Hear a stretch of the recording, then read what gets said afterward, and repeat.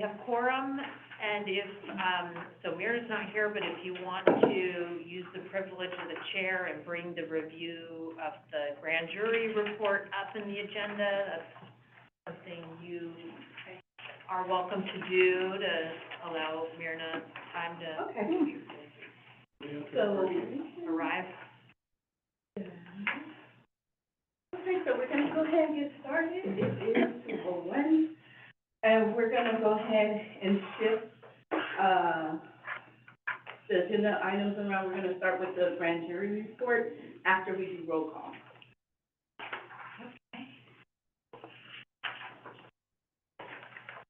Okay, so Chair Maya is here, Vice Chair Mike Neely, Member Tim May, Here. Member Janice Wilcox, here, Member Sherrick Lane Gurney, here, Member Charlene Luck, here, Member Jenny Meeker, here, Member Linda Clapp, here, Member Susan Knight, here. Let the record reflect all is present except for Vice Chair Mike Neely. Okay. So as we stated, we're going to go ahead and see if there are any additional announcements for item 2 in the announcement.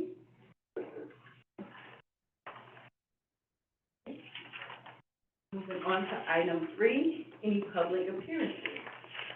Members of the public who wish to address the committee regarding matters not on the agenda should request recognition at this time pursuant to the above described protocols.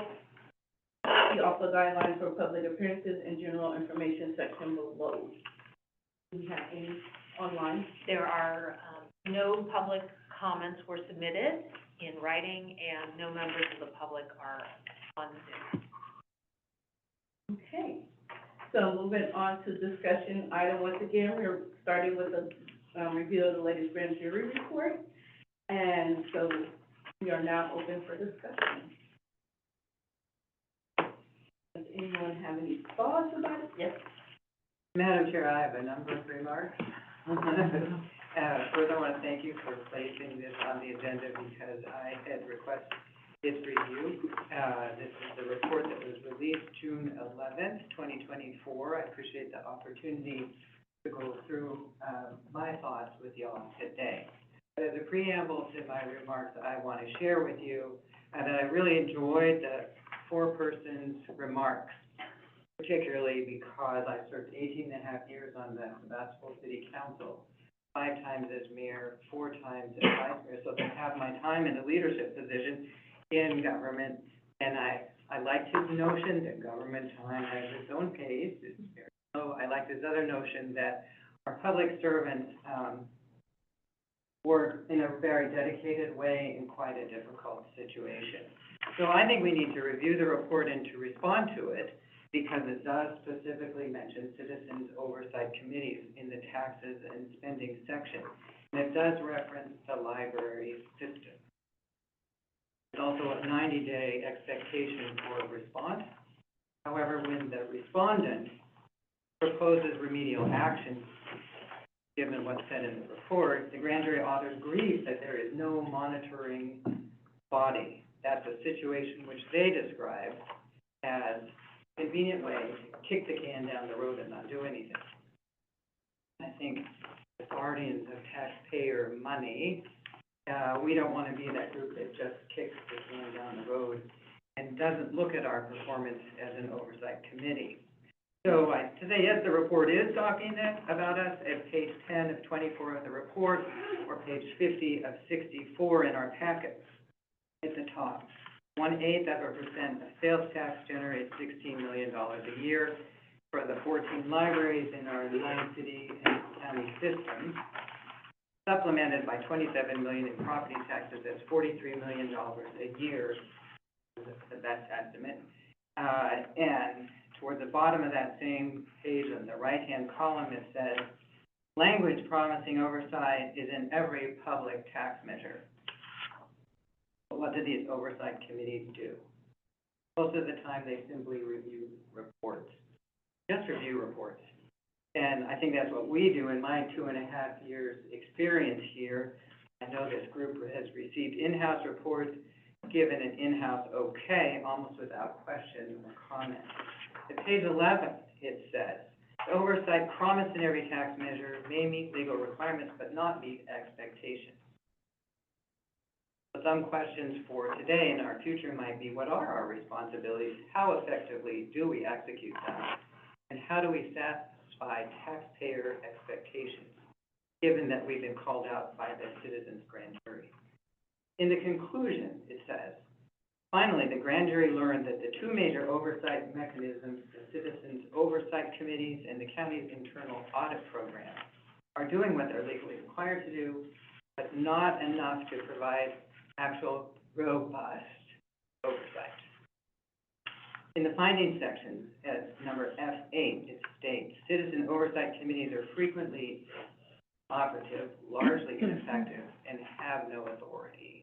So I believe we need to gain a more thorough understanding of what oversight committees in general do, by researching similar boards to find out how they were formed, what their duties are, how they function, how they're supported, et cetera, et cetera.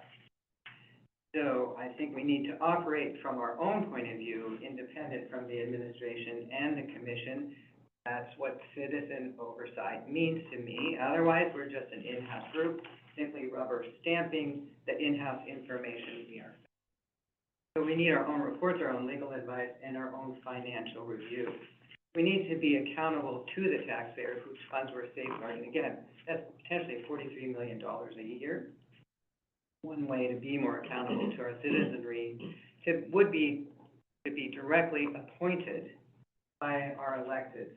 Those are the signers of the JPA, our councils, and the Board of Supervisors. That way, we would be only one person separated from the taxpayer rather than an appointee in between us. So I would suggest today that we create an ad hoc committee, Madam Chair, to research, study, and return with recommendations in response to the report. I'm willing to serve on it, and we have to remember their 90-day time frame is long past. So I hope we can get on it. Thank you. So are you, stating that they have an ad hoc, or you want us to? I would like us to establish our own, so we could investigate on our own generally how oversight committees function, how they're created, how they're functioning, what their responsibilities are, rather than the limited sort of in-house view we have now, yes, our own committee. Okay, and let's say the board, is anyone interested in doing that or participating in the ad hoc committee, or are there any additional thoughts? Yes. What does the ballot measure say? That we can't operate separately from what voters voted for. And my belief is that the ballot measure establishes that the commissioners appoint the members of this committee. I think you might be right, and that's my whole point. That's your point of view, and I think we perceive other limitations on ourselves that may or may not be there. That's why I'm proposing a more general study. Oh, have you read the ballot measure? Yes, I have. In fact, I brought sections of it with me today. Okay. So that's an issue of power appointed. That's just my personal point of view, having served as an elected before. It's not the point of the oversight committee that I'm suggesting. I'm suggesting we review how we function and what our charge might actually be, rather than the limited review documents, pass them on, review documents, pass them on, which is what the grand jury is stating the oversight committees have been doing. So here's what I would suggest. If I'm kind of a midterm person here, I think we may have some senior, not meaning elders, but meaning long-serving people here, and also somebody who's new. If we could get a small group, maybe even one or two more, to establish a timeline, subject matter for this ad hoc beyond just what I'm suggesting today, and return. So just a little, I, for one, don't feel like we're just gonna rubber stamp, because I've been here for a while. And the fact that we write our own report, and because we write our own report, it's our work. So I don't feel like we're, well, let me rephrase that. For myself, I don't feel like we're just rubber stamping, because we have looked at, you know, the financials, we talked about the financials, if we feel that there's something that's not being done in the scope of our ordinance, we have said stuff in the past, and we have had conversations with, you know, the commission, the, accounting and everything like that. So I, for one, don't feel like we're just, rubber stamp. But I would highly recommend that, you know, in the past, we have had our attorneys, the library attorneys come on board to go through explanations with some of the verbiage that we have in our ordinance, and I would highly recommend, if you feel like it should be more, to have a conversation with the lawyers, and then see how you feel after that, and then we can, you know, determine if we, want to still continue with ad hoc. With that being said, is anybody willing to serve or thinking that we need to do this? How does everyone else feel? I think we would need, first of all, more discussion. But secondly, I would think we would need a motion to create a subcommittee and then have a vote. I mean, am I correct in that? I believe you are, and I expect a motion and a vote on it. Okay, all right. So, but also, I wanted to say, for a citizen, we have to remember who our client is. Client is not the library, our client is the citizen who pays the taxes. And to get a review or advice from the attorney who represents the library system and the administration is not an independent advisor for us. Mm-hmm. I can see that. See, that's part of the difficulty I'm facing, because as an oversight committee, we really don't have any independence. We have our sincere efforts, exactly as you're saying. We all do our best, do the reports, ask questions, write our own report, and do a year long of work.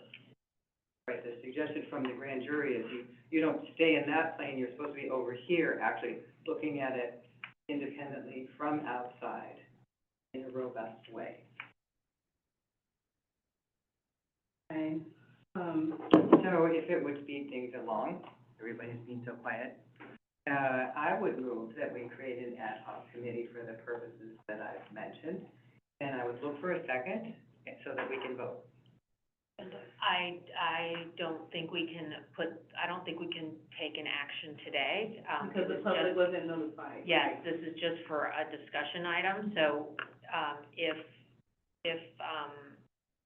the committee and the chair like to add an item, an action by motion for the next meeting, that can occur. I also wanted to point out that I just pulled up the. Can you make that bigger? Yeah, I did.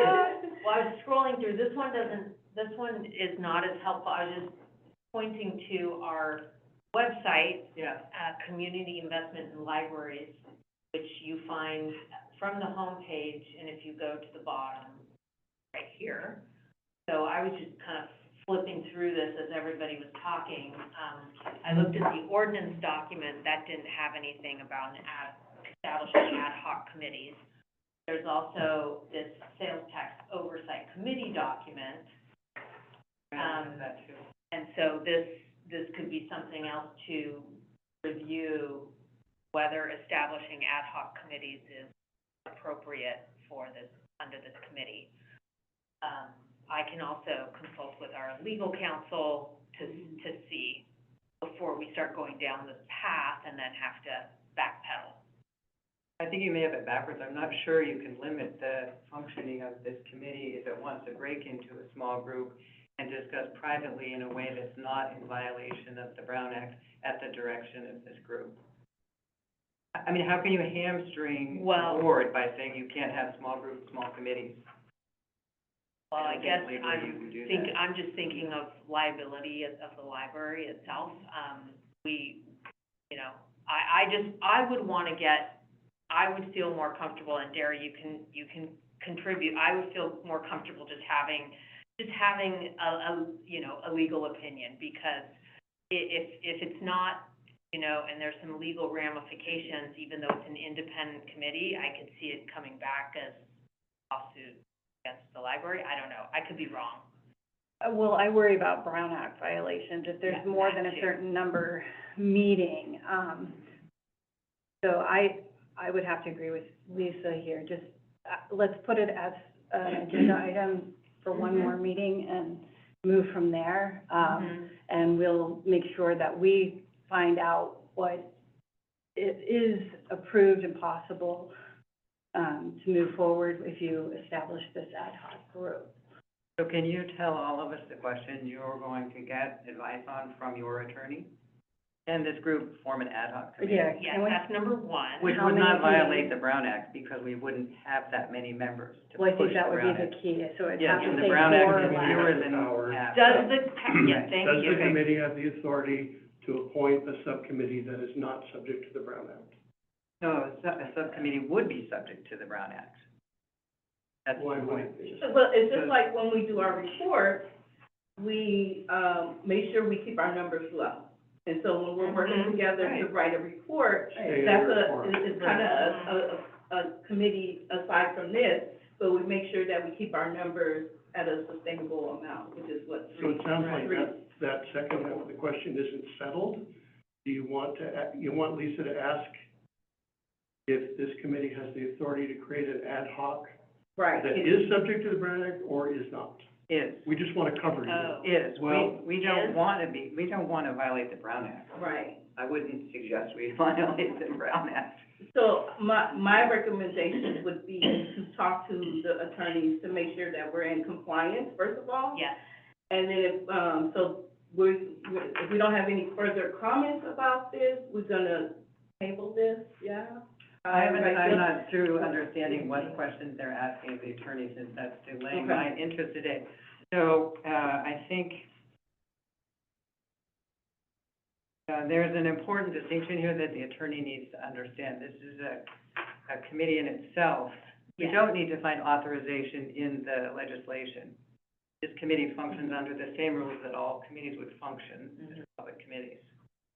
So my first So- question is gonna be, does the Measure Y Oversight Committee have the authority to create an ad hoc committee Right. to discuss the grand jury report? Mhm. If so, the second question is, what content can be discussed under that ad hoc? What sort of guidelines? What sort of guidelines are there? And whether or not, What guidelines? right, in What are the relation to guidelines? Brown Act, in relation to the Brown Act. Okay, Because I wanna make sure that we're in Right. compliance Right. and that we don't, come out of compliance. So can you repeat the question? okay, so the first question will be, does the committee have the authority to create an ad hoc committee? Mhm. If so, Oh, and could you add, To what are the discuss the numbers? grand jury and what are- oh, report. sorry, to Right. discuss,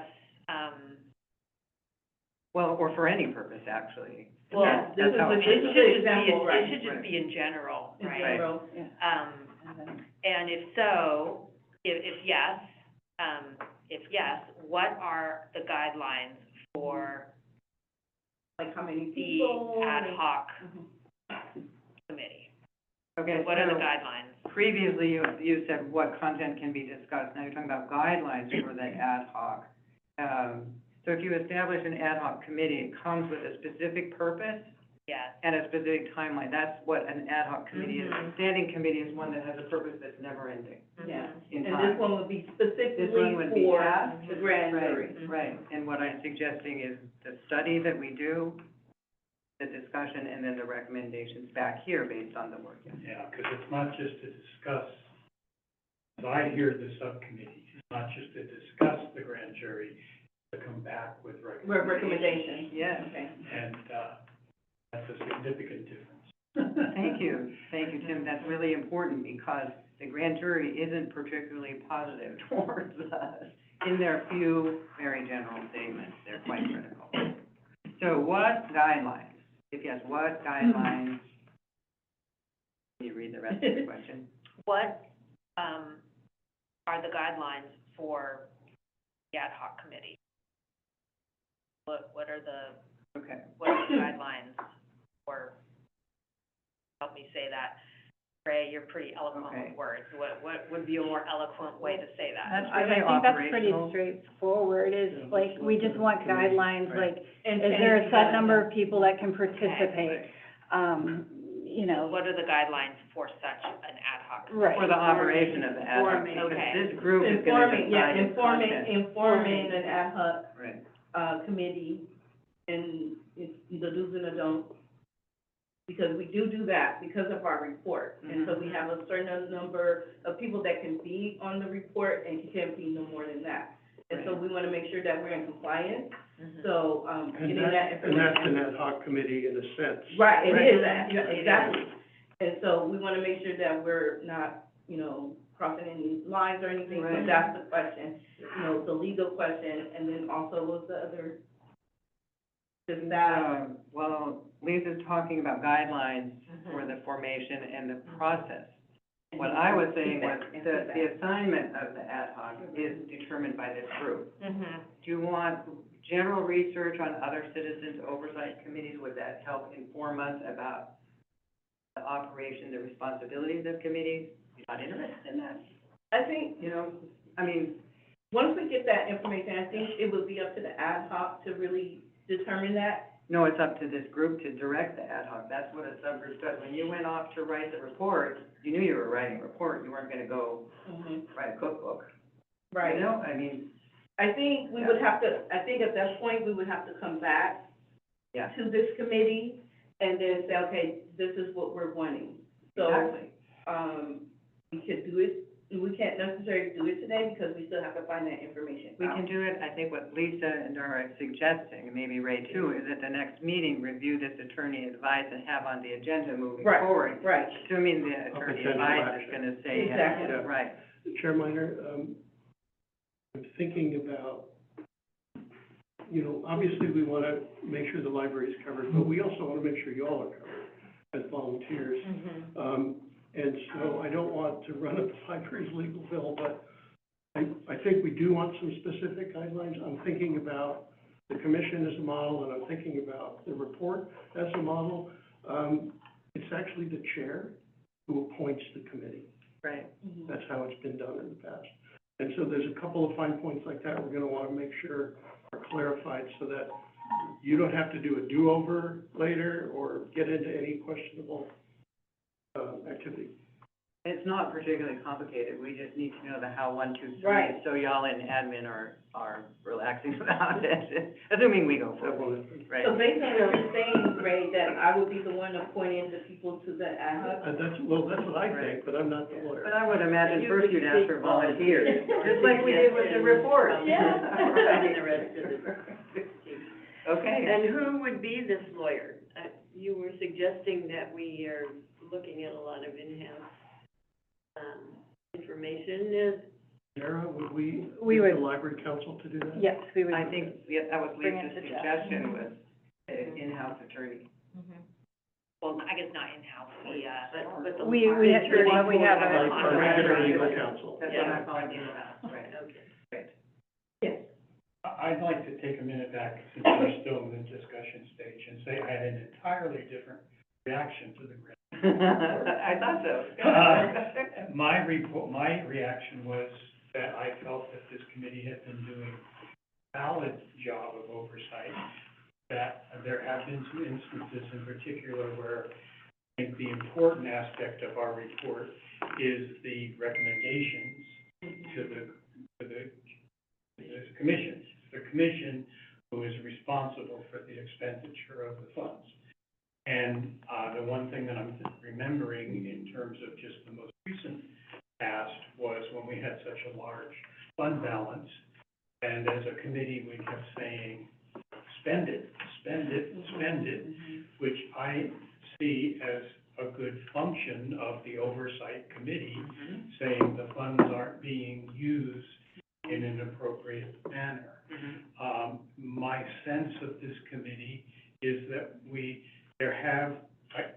especially before I joined, I know that there were some major disparities about some decisions that were made, particularly in the expenditure, particularly around administration.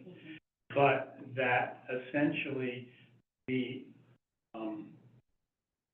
perhaps there needs to be a way in the report that deals with a minority report, or something that says there was some dissension about X, Y, and Z in the oversight.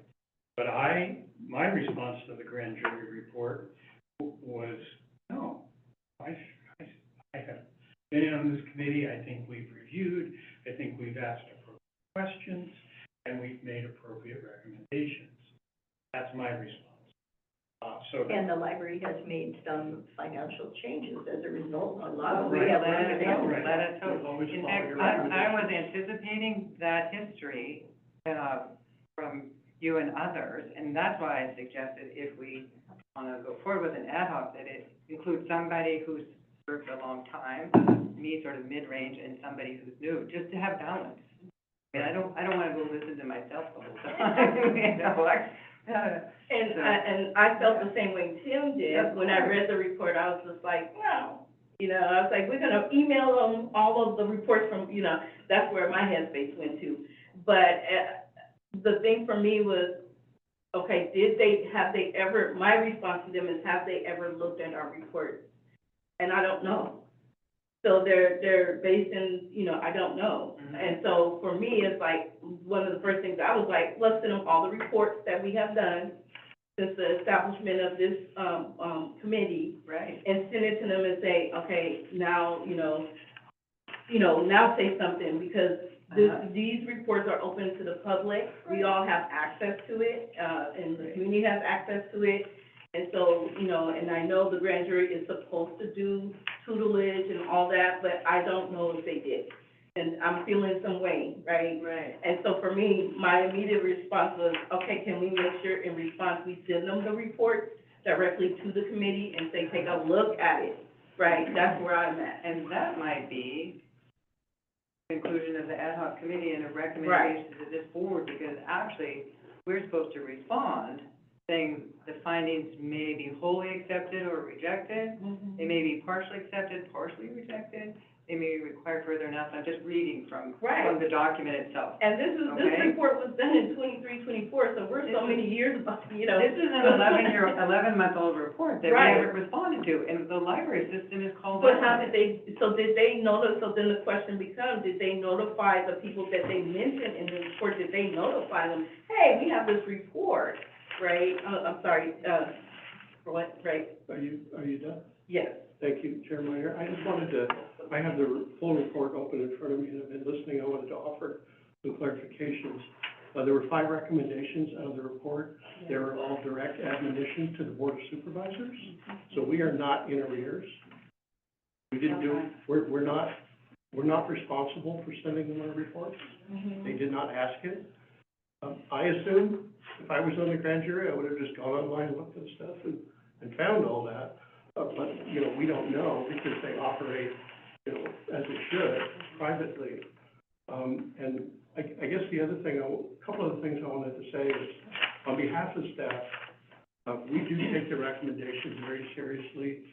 And when there's been a couple of times we've had a disagreement with, Mike, the committee, about how we allocated something, and we just went in and reallocated. We said, thank you for pointing that out. We went in and reallocated it. And the other thing is, the comment earlier about are we satisfying taxpayer recommendations? In November, there were 21 revenue measures on the ballot in Sonoma County. They weren't all countywide, some were fire districts and things like that. And we were the third highest vote getter out of those 21. Now granted, we only came a couple points above the requirement. Yeah. But it was still an overwhelming win in this environment. Now, see, that's something I would interpret differently. You had a 67% requirement and came in with about 70. Sebastopol had a revenue measure that was a 50%, They were the highest. 50 plus, and we came in with 72. I'm aware. That's astounding. Sebastopol was That the revenue highest. measure barely made it from my point of view. You did a good in my job in electorate. Sebastopol, We telling did. your citizens Yes. you needed it. So I But we would, didn't lobby that way. We just No. let people vote. no, actually, people voted without knowing very much. But I'm gonna add, if I can, Lisa, third question for the attorney, which is the oversight committee required to send in a report? Ray says we are. I don't know, are we or are we not? I would certainly want to respond to Send that. in a report. Send in a report to the grand jury, a response, let's say a response, response. Yeah, it doesn't ask for it. If they had asked for it, we wouldn't have done it. Okay, so It's the grand is jury. the oversight Like committee committee required To send in a response to the grand jury, because we are A mentioned response. in the report. Okay. Okay, and the findings, it's all there. I have, We have, one other thing. I'm bad at dates. This committee sunsets. What year? very soon. No, let's see, 26 or 27? Early 27. Early January 27. 27, I think. So essentially. And then there will be a Measure W committee. And then there will be the W. forming of a new committee, Right, a And Measure so- W oversight. the Measure W Oversight Committee. So we're, perhaps, one of the things that the subcommittee, the ad hoc committee might do is make some recommendations for the creation of the new committee. See, you're thinking like I'm thinking. And so, that's one thing to remember. We're near the end of our life as a committee, essentially. And, I didn't hear that, I didn't hear that.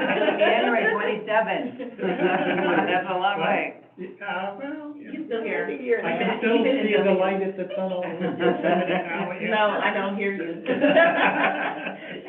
So, that's another thing to put into the discussion. I think that would be really interesting, because maybe we have some successes in approach that we do share and recommend. Maybe we have some frustrations we would like cleaned up. Other than maybe there's some difficulties that are more than frustrations that Right. need to be repaired. Right. So, I like that idea, Tim, thank you.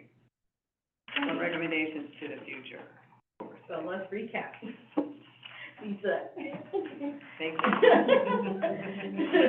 So there are several questions that will be going, that Lisa will be discussing with the attorney in relation to the grand jury.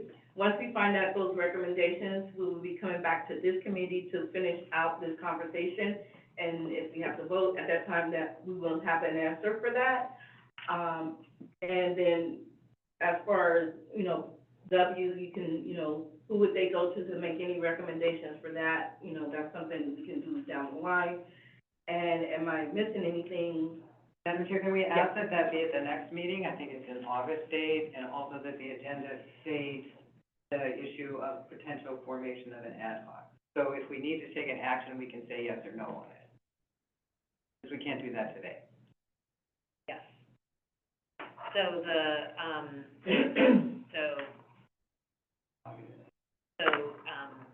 action item for the potential formation of ad hoc committee.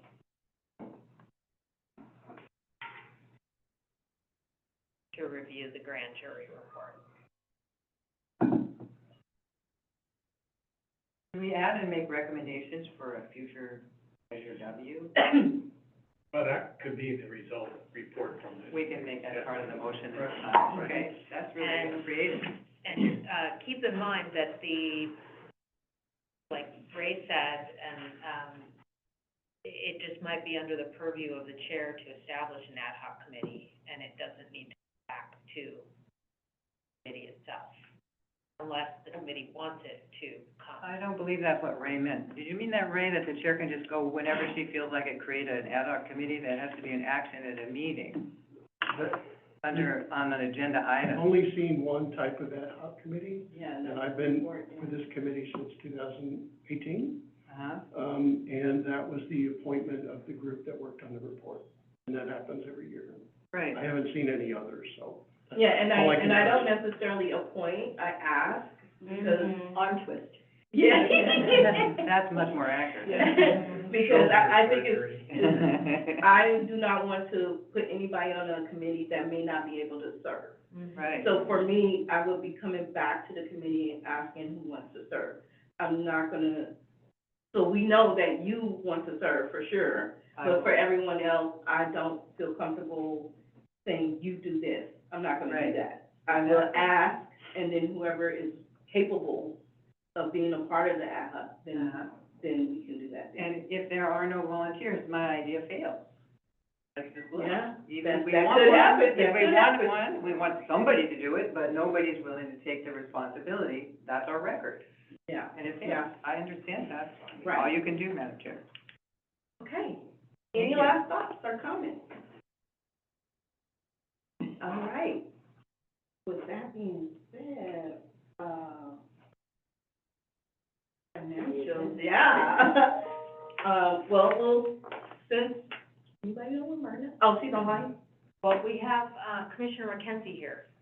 Okay, we'll go ahead and And jump in. if you don't mind if I step out, I've been texting Myrna and emailing her. I'm gonna call her now, so maybe Okay. while Commissioner Mackenzie is providing, the commission report, I'll try and. Okay, thank you. Uh-huh. Even if you can maybe hop on the Well, that's line. what I said. Just get on Zoom. I'm done. Okay. Commissioner Mackenzie. Hello, Madam Chair and committee. It's a joyful experience to be here with you today. And welcome. Thank you. Long ago, sitting in this room actually with, Tim May, who was, I think, chair at the time, we actually were, of course, we worked on the tax measure, this measure, the one before, the one after, so forth. MY. And, yeah, the M and then Y and then W, and, anyway, and actually put together a lot of those recommendations for your committee. What I was thinking, not to stray off my report, but, for the commission, you know, you have certain rules in the governing document, but then you have bylaws on the side which tell you about the structure, how you do things like you're talking about. The only guidance that you have as a committee, I believe, is those guidelines, right? You don't have your own bylaws, which would guide you in how to appoint committees. Okay.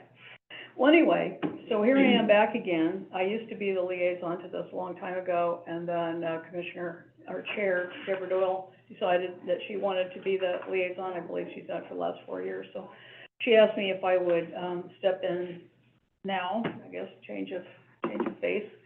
And I wanted to thank you all for your public service.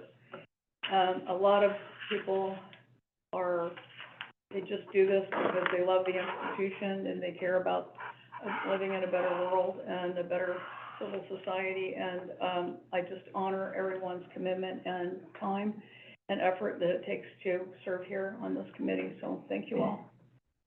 That was number one. Number two is, I am the chair of our Commission Finance Committee again, and currently we're looking at doing some planning for what remains of our unassigned fund balances. We have obligations, big obligations for employee pension, big obligations for retired employee medical services, which called OPEB, other employee benefits. And so we're planning on that, doing some planning on that. This coming Monday, we'll be hearing from the PERS representatives about the pension plan, where we stand with that. So anybody's welcome, of course, public meeting. I also am serving right now on a JPA ad hoc review committee. Thank you. And again, in our bylaws, it says that our chair gets to appoint ad hoc committees, and so she appointed me.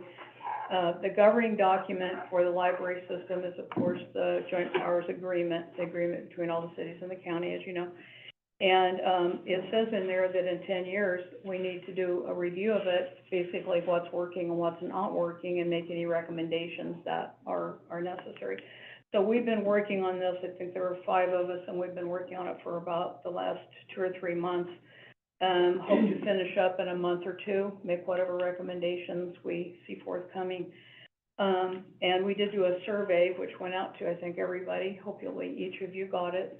We didn't get a lot of responses, so we're just kind of going through it with a fine-tooth comb and, seeing, you know, what we think works and hasn't worked with the governance of the library system.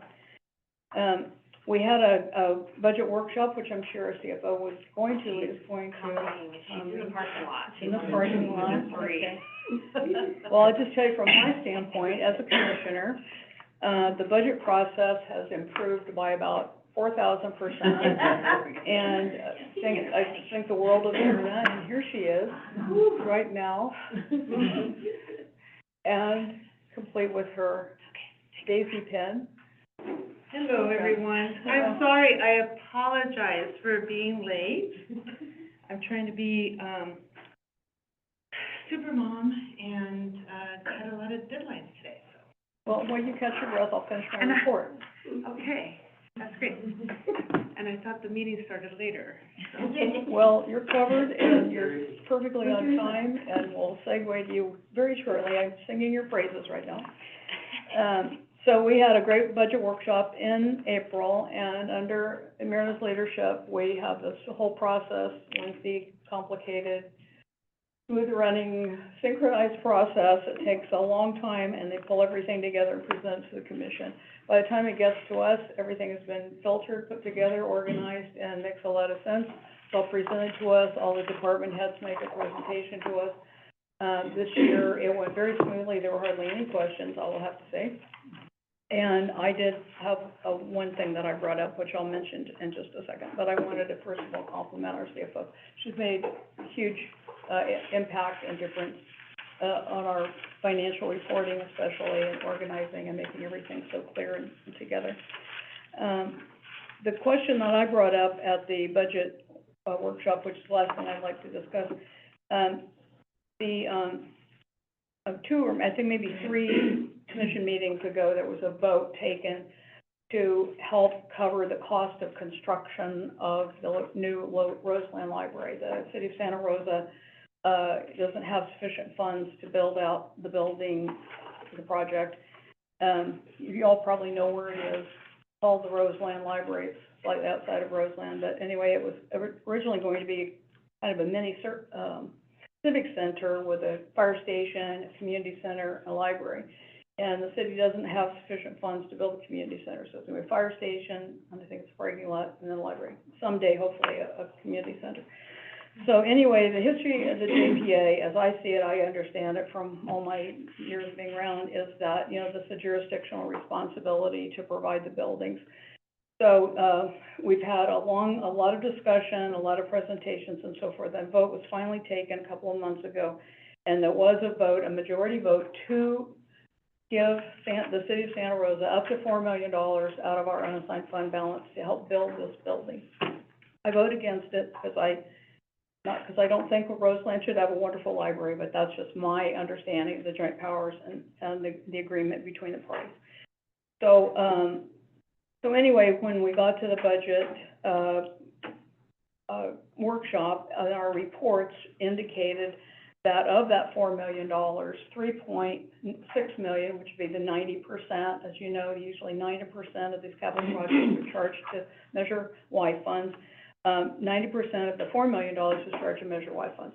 So at that meeting, I asked for a legal opinion, can we really do that? Because my reading of the expenditure plan for Measure Y says that when it comes to facilities, it's for maintaining aging facilities. That's the language, as you all know. Mm-hmm. So I asked, you know, can we really do this? You know, can I have a legal opinion? And I don't know, maybe somebody else knows, but I don't know that we've actually obtained a formal opinion from an attorney. But what happened at the meeting last week was a revised action that came before the commission, which we voted to approve, that all that $4 million, up to $4 million, how much it's going to take, will come out of the property tax unassigned benefits and not be charged to Measure Y, so we can keep those funds for the expenditure plan as it says, which is maintaining our old facilities. So anyway, that was formally approved last Monday, I guess. The weeks are flying by. At our May commission meeting. So that was the main thing I wanted to mention to you. It obviously impacts you because you are dealing with these funds. So if you have any questions, I'll be happy to answer them. But anyway, it's a pleasure to be here and working with you again. Well, I just want to say, I attended the workshop, and I was totally thrown back, because when I hear workshop, I have a different definition of what a workshop is. And so when I'm sitting here, I'm like, no, this is a budget meeting. But I was like, there's no workshop here. But I ended up saying, one of the things I appreciate, and I think everyone, I believe Lisa did send out the video, one of the things I did appreciate in the workshop was the fact that each department talked about how they utilize the Measure Y funds. And so that was the first time I heard it in that kind of way. We normally get the, you know, from Myrna and whoever else is in the room, but I would highly recommend for everyone to take some time to go back and look at that video and see how they, work the Measure Y Plus in every department. Because how many departments reported out that day? 8. 8. And so, and it was like, oh, that's what that's for. Oh, I heard about it. You know, so it was that kind of thing for me, sitting in that space. It was like, oh, this is the stuff we've been talking about. But to see the people that actually do the work, right?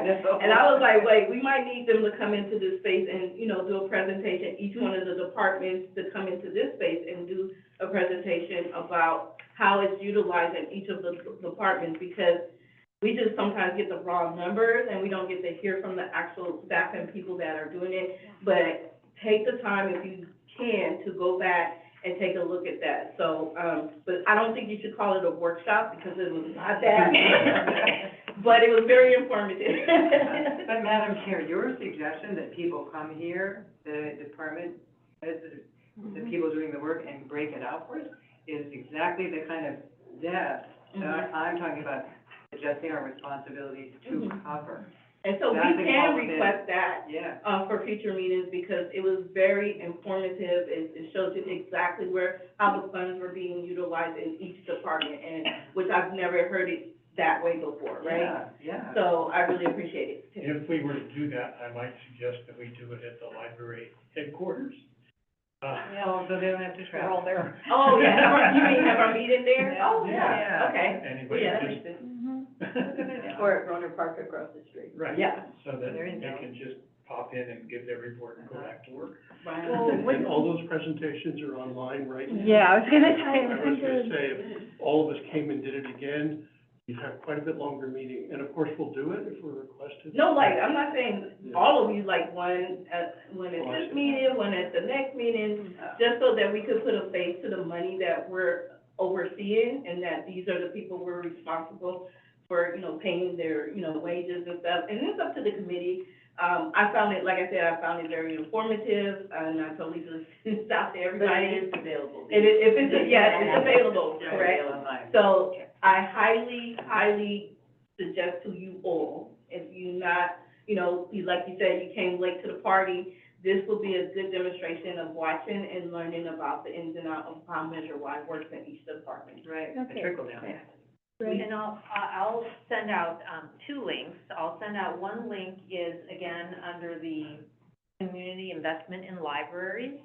There are these presentations that were made by Okay. different divisions Right. Don't have to hunt. That's to great. the library commission. So this is kind of in advance of the ballot measure going out, to kind of get people engaged. And then there's the link to the budget workshop recording. That meeting was April 16, and I can send that link out, and then I will also give you a timestamp on where the presentation is again. So you can just. So that one, the May 15th, that's the one I attended, oh my God, yeah. April 16th. Yeah. That was the one I attended, that was very informative to me, so I, you know, it was really, really good. And you have your hand up? She answered my question. Okay. Lisa took care of it. Yes. Okay. Through the chair, may I respond to Barbara just quickly?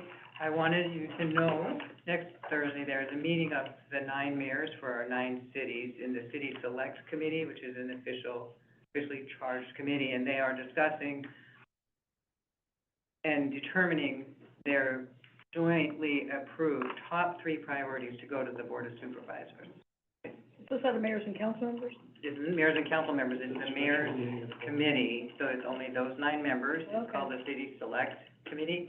And, one of their very likely issues is about homelessness, that meaning a review of the homeless coalition and the document that created that, which gets them into this whole issue of JPA reviews the library, which then gets them also to looking at how Sonoma Clean Power was created. So there's a potential for I'm just gonna say for convenience sake, a review of all the JPAs that the cities are signers to see if the cities who have very limited budgets are getting their money's worth out of those JPAs. Yeah, I mean, it's a really significant issue, and one of the first times the group has come with that, with a mutual purpose, a shared purpose. Thank you. Are there any other comments or thoughts? Okay. With that being said, we're gonna move on to item 4.2. Ernie, it is yours. Well, I'm sorry, I didn't know. Third quarter financial report for March 2025, ending March 31, 2025. Sure. So this is the latest report that has been presented to the commission in terms of we provide monthly reports. Meaning I present monthly reports to the finance committee, and that after the finance committee discussion is presented to the commission. This is the latest report that was presented to the commission. The finance committee did not meet in April, given that there was emphasis on the proposed budget, and that is, was held on April 16th. But this was presented to the commission and in May. So overall, just would like to say that the library is in good financial position this year, albeit has experienced volatility in the sales tax revenue. Sales tax inherently is a volatile source of revenue because it is tied to the economic environment and whether people are feeling good or not, or able to make purchases that come with a sales tax. So, Out of our control. yes, so just as a reminder, the forecast for sales tax, after the budget was adopted, the budget for this fiscal year was adopted last June, and in the fall, we had a revised update on our sales tax forecast, where it was forecasted that the sales tax was going to be less than what was adopted in the budget by about $1 million. Staff and I went through a significant exercise to see how we could close that gap, and that proposal was presented to the commission in December, and the commission approved a reduction of about $1 million in sales tax. Property tax, there was an increase forecasted, and so we shifted some expenditures from sales tax into property tax. So property tax was able to absorb that. We also increased interest revenue on sales tax. On the other hand, interest is doing well. And so we've been able to, we've been receiving greater amounts of revenue, sales tax interest on our sales tax cash balances. And other ways is that we dipped into our contingency fund in order to close these gaps. And we did have to make some reductions in all divisions in services and supplies, and except for our collections budget. That was not touched at all, so no reductions there. And no reductions to people, so no reductions to our permanent positions, although we did reduce a little bit in our extra help budget to close that gap. So I really appreciate all the division managers, having to bear the brunt of bad news to staff, but it was necessary in order to have a balanced budget. Having said that, we're still seeing a dip, even after with that reduction, approved in December, we're still seeing a loss in sales tax revenue. We're fortunate that we're still, experiencing, good rates of return on our cash balances that can offset some of that loss. And we're also have savings in our salaries and benefits expenditures, because we have vacancies and turnover, so we're not fully staffed at all times. So that is helping as well. And, so I feel good that we could, close that gap, by some increased, interest revenue and, savings on the expenditure side. So, that covers on the revenue side. On the expenditure side, again, we have savings in salaries and benefits. I do expect to be within budget, in that category. And, the other that is, of interest is, our maintenance, expenditures. So, this year, as you know, was very active, with significant capital modernization projects at, several branches. And, we had partnerships with many of them, which, actually made all of this activity possible. We budgeted originally all the expenditures, in our capital accounts, and which you can see in the details of the schedules that were provided to you. However, when it comes to at the point of accounting for, how do you capitalize, this is now getting into an accounting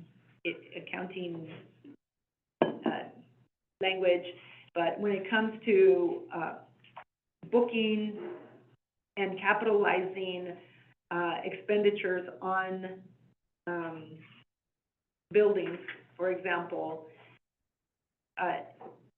the cities who contributed, like Healdsburg contributed over $200,000, they will capitalize those funds and not the library. So we are still showing the expenditure on our side. We're showing a revenue and an expenditure, but the expenditure will be in our services and supplies under maintenance, so that we're not capitalizing, that portion of the expenditures.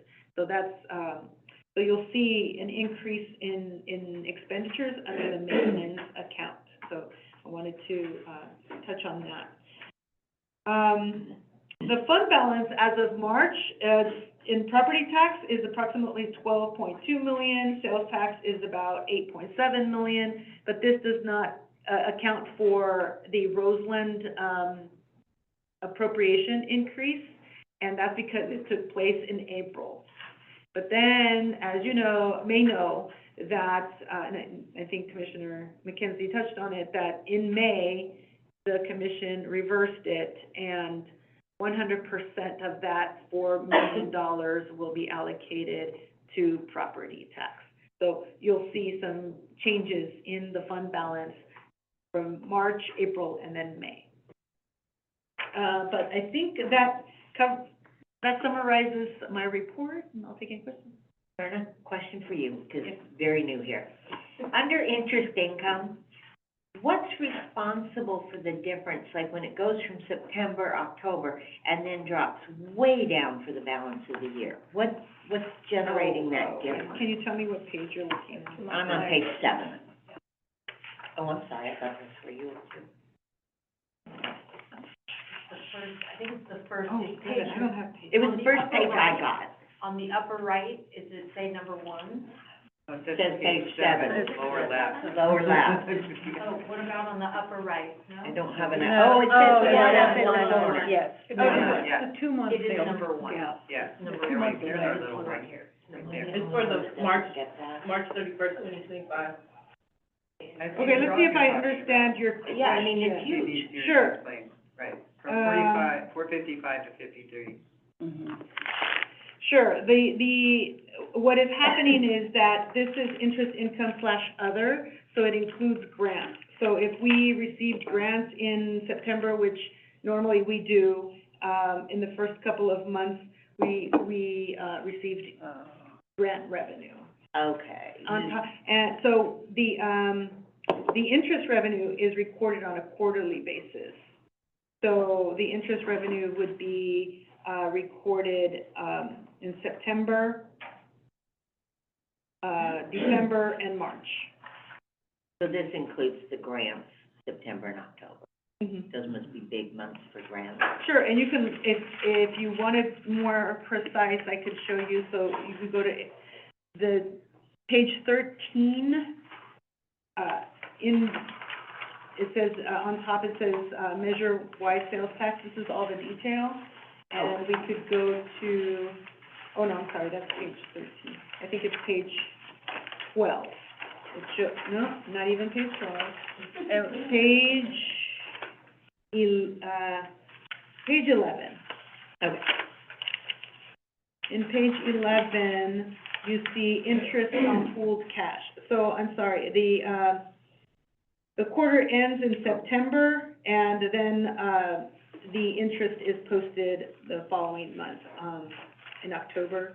And then same thing, the quarter ends in December, and interest was posted in January, if you wanted to see those. So that's why that October 455 is so high. The interest is posted Okay. in October. Okay. Is that what you're saying? Yeah, I'm just looking at the drop going, didn't make sense to me. It's a 2-month delay. Well, it's the interest, but then every organization has a cycle, and it's not consistent, you know, every month. Some businesses or organizations may have that. We do not have. The only place where we do see that is in the sales tax, and you can see this on the same page where, sales tax is, recorded in, on page 11. You could see what we're getting every month. Okay. Because it was, sales tax was pretty consistent. Yeah, It was that's just- because we get it, drew my attention. sure, that's it every month. And, property tax is also very consistent, Mhm. because, we know that people pay their property taxes twice a year. But the others depends on our grants, or, you know, if we have some donations, they may show up here too. Is that normally near the end of the year? I mean, people doing their tax, getting ready for tax. December and Your April. grants. December and April. Grants come in, just depends on when the award was given. You're welcome. Madam Chair, just thought I'd throw in something I forgot to mention. When our, JPA Ad Hoc Review Committee was established, the Chair Doyle also established another ad hoc committee, and it's on capital expenditures. So, they're going to, I think, be able to do a better job or at least a more detailed job in communication with the commission about the capital expenditures. You know, the reason the money wasn't spent, the measure why money wasn't spent, because these are massive projects that, delayed for one reason or the other, and now they're happening, and so it will just be in the next month or two, it'll be, grand opening of Petaluma Library, grand opening of Hillsburg Library, everybody should come, they're gonna be beautiful, major renovations, and, but anyway, the new ad hoc committee chaired by Andy Elkind from Hillsburg Commissioners, a really great guy, they'll be just another level of communication about these big expenditures. So, wanted to mention that to you all. Thank you. Yeah, and that goes back to what we've talked about in this committee about the funds. It's like, oh, there's a big balance, and we committed the funds, So here it is now, things are finally happening, Yes. so the funds are gonna be coming down now that we're actually gonna see some movement. Okay. Any other thoughts or comments? I have just one question, on your, report. I always want to know what is the balance in our savings account? That's what I think of it as, like the reserves that have piled up. And- Okay. And I look at the cash balance, I'm getting like a little more than 34 million, and then the uncommitted balance is 21. Two different things. Yeah. Cash balance is all the cash that we have. That's all of everything. Yeah, all of our cash. The fund balance is, some of that cash is committed, it's restricted, for various things. Right. We have a rainy day fund, so some of that cash is Mm-hmm. held and restricted for, for emergencies. We have a policy, it's called the fund balance policy, so we have a rainy day fund that's, created through that policy. We also have different, line items, like, there's a benefit there, it's called, the health reimbursement. That is, that's a benefit that employees get, and so, it's reserved and so it's listed in the statement of special activity. Mm-hmm. There's other reserves in there, for lack of a better word, or they're committed. And then after we deduct all of those committed funds, then the remainder is the unassigned. Basically, there's no, Right. we didn't reserve it for one thing or another, and that is what, I provide as, information to the commission that they can fund, whatever, investments they would like. However, I always mention, and the commission and the finance committee is aware, and would like to remind this committee, is that unassigned fund balance is what the library uses to fund capital projects at the library. So all of these modernization projects are funded with that unassigned fund balance.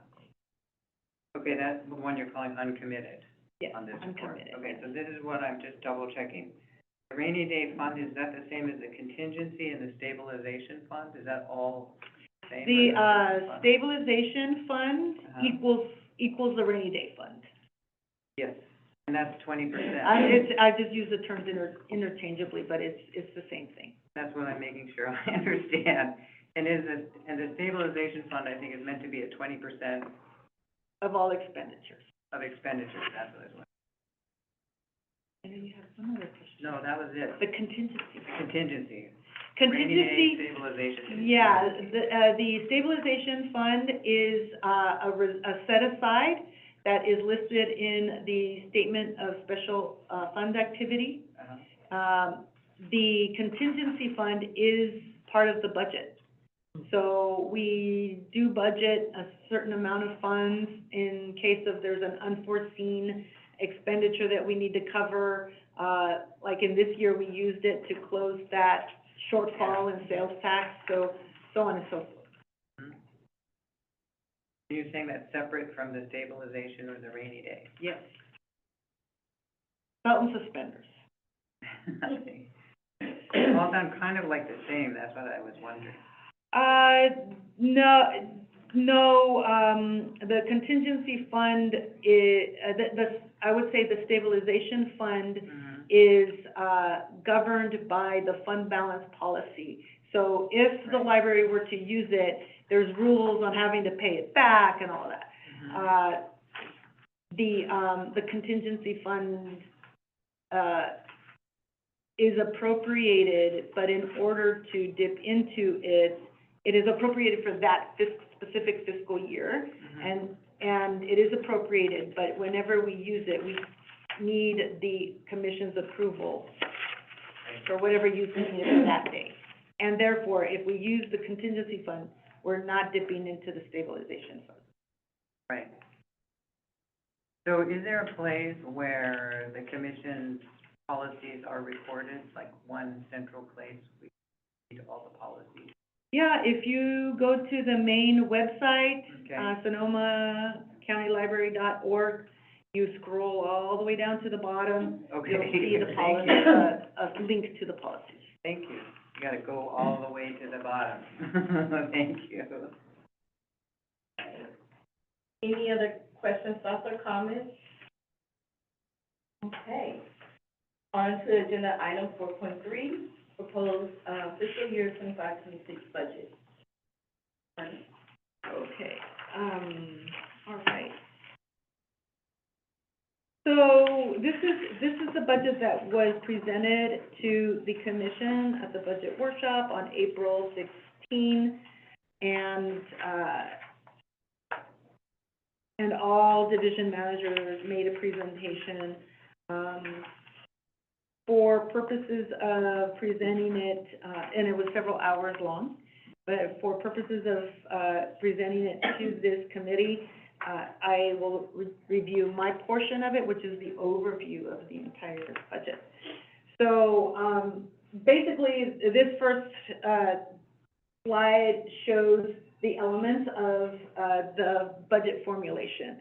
And we rest on the reimagining plan, but there are also other elements that are very important, which are our major revenue sources: property tax and sales tax, the Measure Y sales tax, and the expenditure plan. We're still increasing and improving access to library services to some of our expenditures and programs. We have a strong, robust capital improvement program, and we have a stabilization fund that's fully funded at 20% of expenditures. And then we have prudent fiscal policies and procedures in place to good and solid financial position. As you may know, that there are external factors that we have no control over that can impact our operations and our revenues. And these are economic conditions. Federal monetary policies have tempered inflation over the last year, and it's kind of volatile right now still. We still see a lot of ups and downs. The federal monetary policies, though, by increasing interest rates, have slowed some growth over the last 12 or so months, and we have seen an impact from that.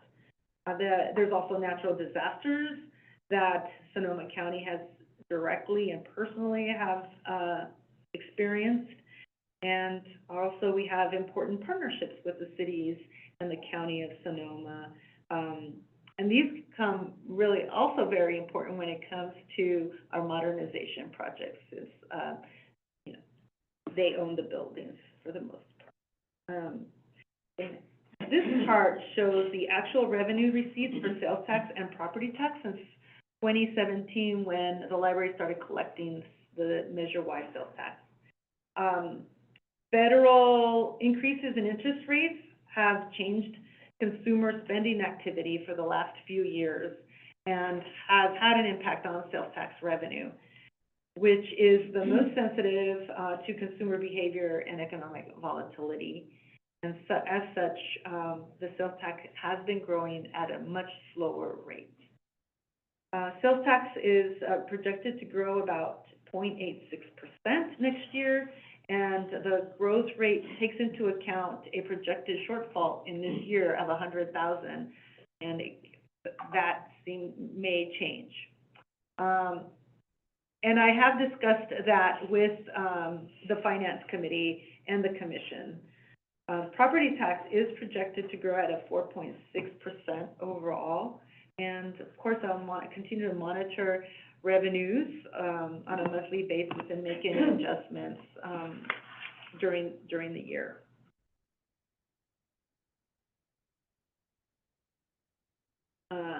Key budget highlights include that we have a $47.63 million budget, which is less than the current fiscal year. And really the difference is the, investment in capital projects. So we're not going to be, having the same level of, construction activity next year. We have 235.73 FTE. That is an increase, I think, of 2 positions. We have a balanced budget, and we have $1.4 million in new revenue driven by the property tax. Sunday positions. A few years ago, the library wanted to make good on a promise under Measure Y, which was to increase hours at the library, in particular on Sundays. At that time, when the budget was done, sales tax was pretty strong. Property tax was not growing as fast as sales tax, surprisingly now. And so, given that the impetus for Sunday hours was coming from Measure Y, 100% of the cost for those positions and opening on Sundays was allocated to sales tax. Things have changed, as I've already mentioned, and property tax is pretty solid. And given that what's happening with sales tax, it's prudent to allocate those positions, where very few positions, to property tax and sales tax, like all other positions. So that's good news. Staff has been wanting that to happen, and we've been able to do that for next fiscal year. We have a proposed new integrated library system, so that a lot of our patrons are going to see that firsthand. Supposed to make it a lot easier, hopefully more fun to look up books and stuff. And we're maintaining our stabilization fund at 20% of our.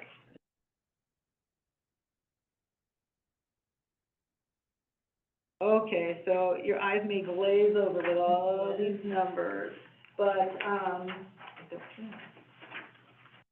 don't have a point, but,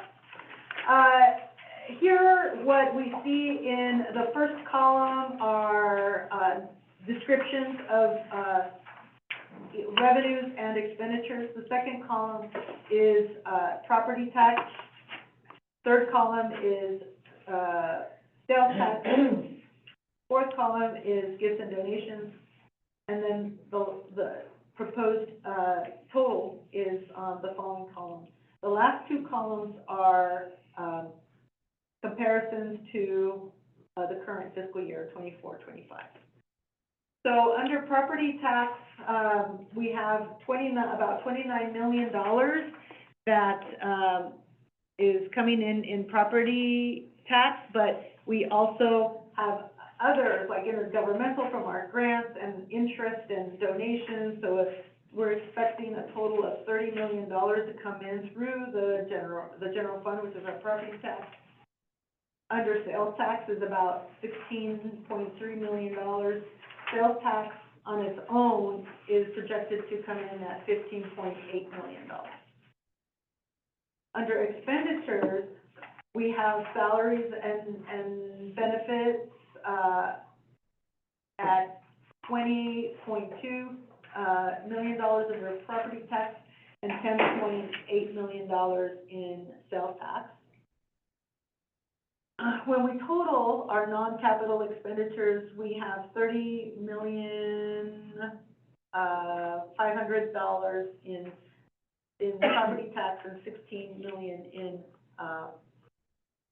sales tax. So when we add our capital in there with a 10-90% allocation, total expenditures are $30.6 million and under property tax and $16.8 million in sales tax. We will be using fund balance to a tune of $500,000 plus under property tax and about $445,000 in under sales tax. And it's listed here how we're using those funds. It's our maintenance projects our capital projects. And, we have a legacy, pension that was created when the Sonoma County Library was part of a consortium. And, at that time, like it happens a lot of times, all the pension costs are not paid up by that one, consortium. It's, Erica, as the director of the library, is on the board of that, legacy pension fund, and they have agreed to pay down the, unfunded accrued liability, and the share for the library, the Sonoma County Library, is $281,000 approximately. I was told that number could change, but at this time, I'm still aware that it's still at $281,000 approximately.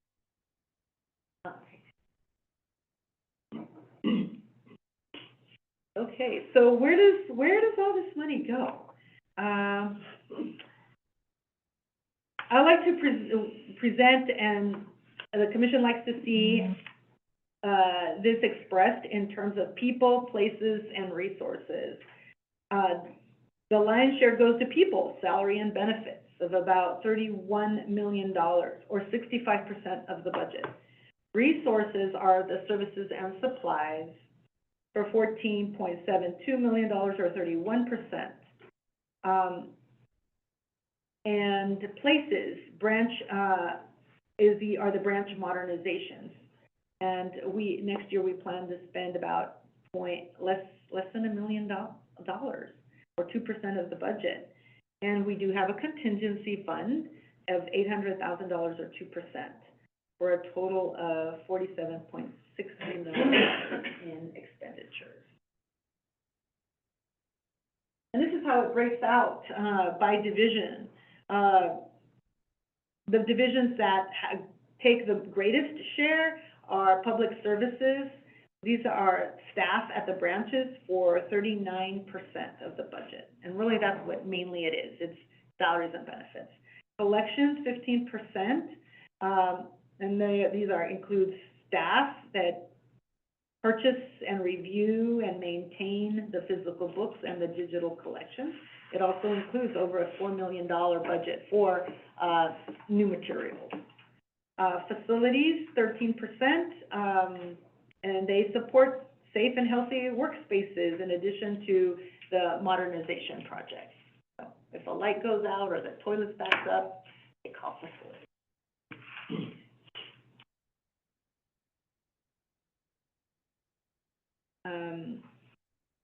So the funding sources are primarily the property tax, which is about $29 million, 60%, sales taxes, $16.8 million, or 33%, and donations, this is mainly from the Friends of the Library, $0.28 million, or about $280,000, or 1%.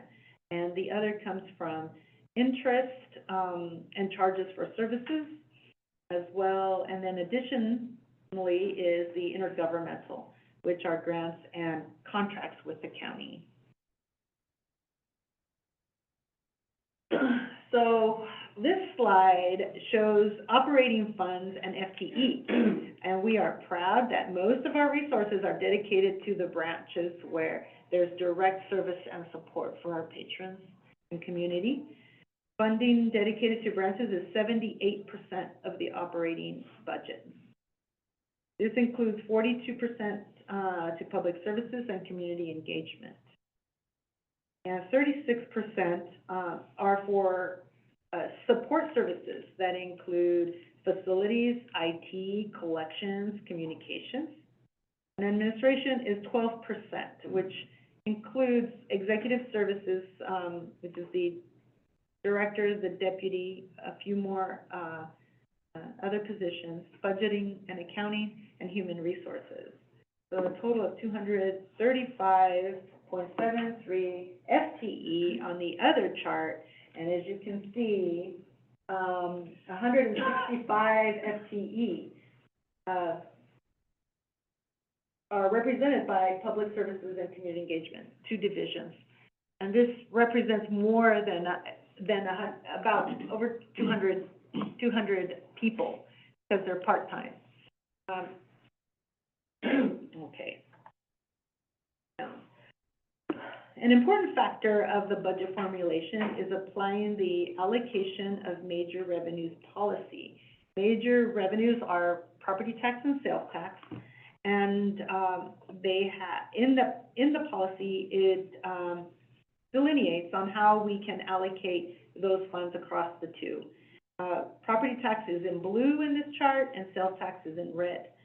Service-oriented divisions are allocated 60% of all of the expenditures for the oriented divisions. 62% are allocated to property tax, 38% to sales tax. Under the administration divisions, expenditures are allocated 90% to property tax, 10% to sales tax. And capital projects are allocated 10% to property tax and 90% to sales tax. This chart shows the numbers behind the graph that I showed. But essentially, property tax represents $30.6 million, and sales tax is about $16.8 million.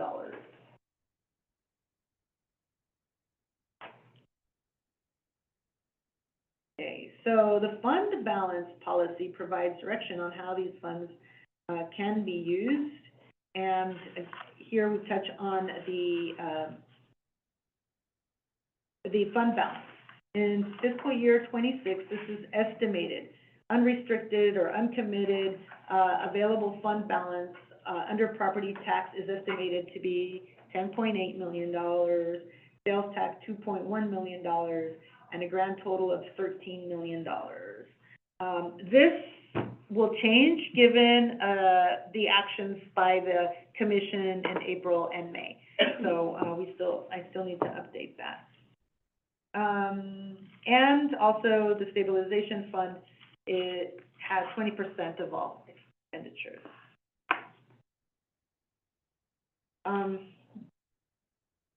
So the budget is balanced with very modest changes to revenues. There's much news still continues to be with unchartered policies, those that are directly economic and those that are not, but they may have economic consequences. So we're monitoring those and communicating with the finance committee on how those may affect us. We're sustaining Sunday hours, and we're allocating those costs to both funds, property tax and sales tax, and we're maintaining our stabilization fund at 20% of expenditures. So we have upcoming meetings on May 7th. So what happens during the budget workshop is that each division manager makes a presentation and takes questions from the commission, and for the most part, questions are answered during that meeting. In the event that there's a question that cannot be answered, we reserve May 7th as a written response at the commission meeting. And so that took place on May 7th. And then, and I did include those in your package so they could see what they were. And then June 4th is, the commission will consider adopting the budget. That concludes my presentation. I have a couple of questions. One of them is the recent cutting out of the federal funds. Is that figured, has that an effect on what's, I mean, we've been told it's minimal, but it is a change in your proposed budget in some way? Yes, it is. I think the division that was mostly impacted was collections. They did, this year, they received, I don't know, they had to reduce their grants by $60,000. That was used for buying more more, materials. And so they will not be using that. But across the board, that's the minimum. And then my second question, and I'm risking this at the risk of showing my current ignorance or lack of memory, but essentially there is a policy about the percentages, I think it's in this terms of percentages of sales and property. And that was created at a time when sales was more robust. Does that policy need to be looked at again in the light of the fact of the decrease in sales? Very good question. As I was working on balancing this budget, I did need some flexibility. And in its wisdom, the commission, did allow a range that could be used, to apply ratios. So, it still applies. So that was a good thing that was included in the policy. And do we need to look at that policy again, or does the commission? I'll take a look at it. I think it worked well this time. But yeah, there's always important to review policies. Right. We don't have it on our work plan for the finance committee, but as we go into next fiscal year, maybe something we could consider. It's based on what we see collected, Mm-hmm. and we're still within that range. I mean, property tax we collect is still 60 to 65% in the sales tax, so the formula fits the reality of where the money's coming from still. But it's flexible enough to take. Yeah.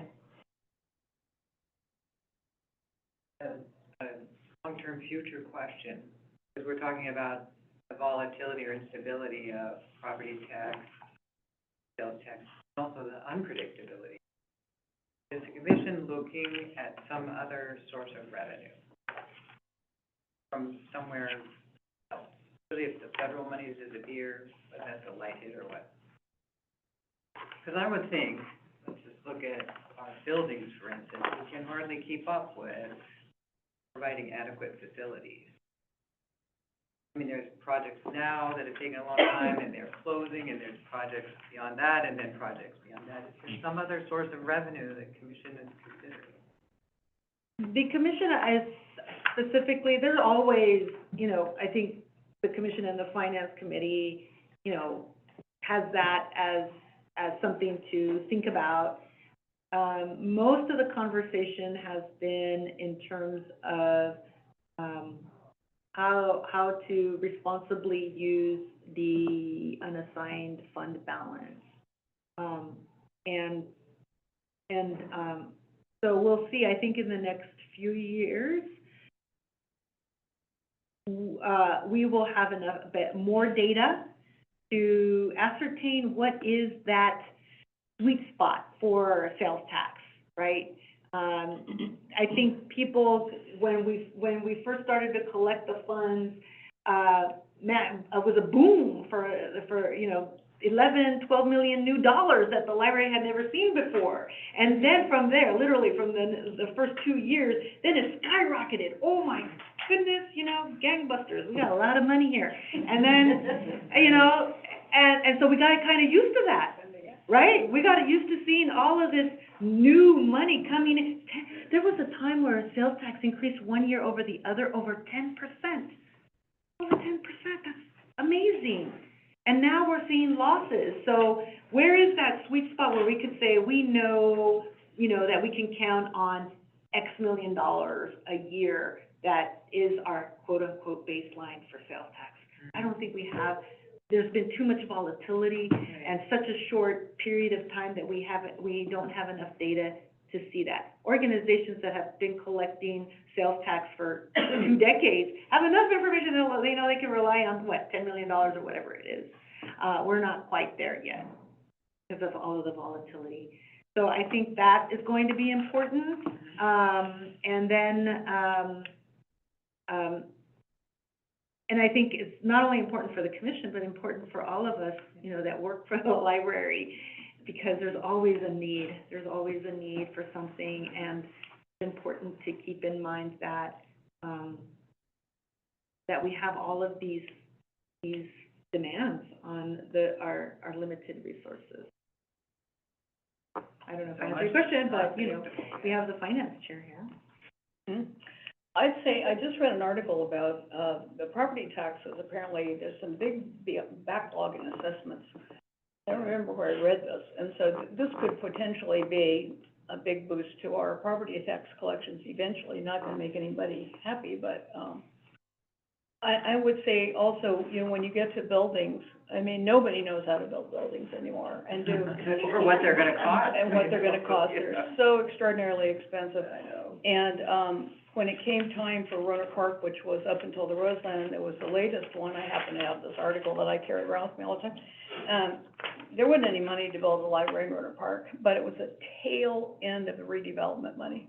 It was still that, before Jerry Brown said, forget that, we're taking it all back.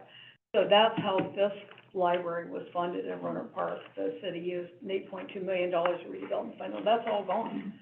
So there aren't a lot of mechanisms for any public agency to build any kind of buildings. And so, in terms of, before we got the sales tax passed, that we had a revenue enhancement committee, remember that time? I think we were both on it, and just looked into every possible thing. Where on earth can you get money for a library? And, I mean, we never found any. We do have the great benefit of our library system, which is different than so many. We're not a county library system, we're not an arm of the county, we're not a city library, you know, these are all, you know, this is an independent agency. And I just did a presentation Tuesday night to the city council, so this is, you know, hot in my head, but we have this great benefit of being fully funded locally. I mean, virtually fully funded locally, with our property tax and now our sales tax, you know, until the voters say no. So we feel stable now, and it's enough money to do what we're doing, and we're so grateful, and it allows us the independence to have our independent collection policy. We get to say what you know, read freely, like we say. So we don't have that arm of the federal government, the arm of the state government coming in and, you know, taking our money and making decisions for us. So, you know, we are collectively very, very fortunate in our library system, and I know that, like I said, I thank you all for everything that you do to support it. But, you know, we're in, you know, relatively speaking, good shape, knock on wood, and all that other stuff. Just as a kind of historical, I'm sitting in this room back before the current JPA, this is where the commission met. I can remember sitting in the meeting and the then director saying, we'll never be able to build a library. Who was that, Brett? No, before Brett. And now it's happening.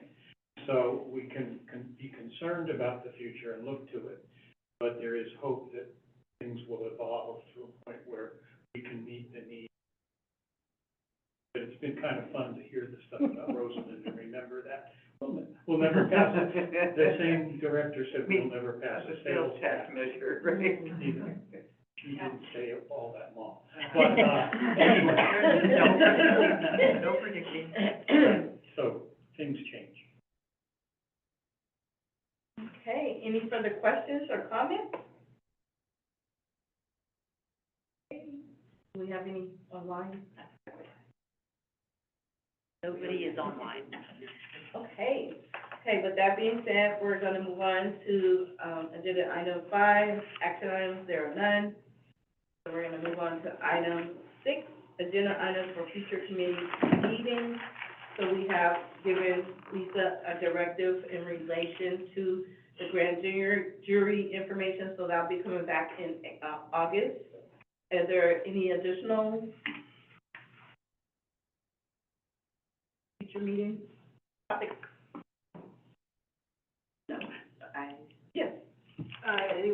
Also, I think by August, we had a workflow written out in terms of, when to request and when to submit to this committee information for, or data for your annual. Report? Yes, make sure we get that. And so with that being said, we're gonna move on to item 7. So our next meeting will be for Measure Y Oversight Committee will be Thursday, August 21st, 2025. At that point, we will start beginning to come together to start our report. So if anyone is interested, Tim. If anyone's interested, you know, think about it, give yourself some time to think about it, so when we come back in August, we're gonna be, coming together to set up the committee for that. And then yes, any questions or thoughts about that? Okay, and then number 8, adjournment by acclamation. Yeah.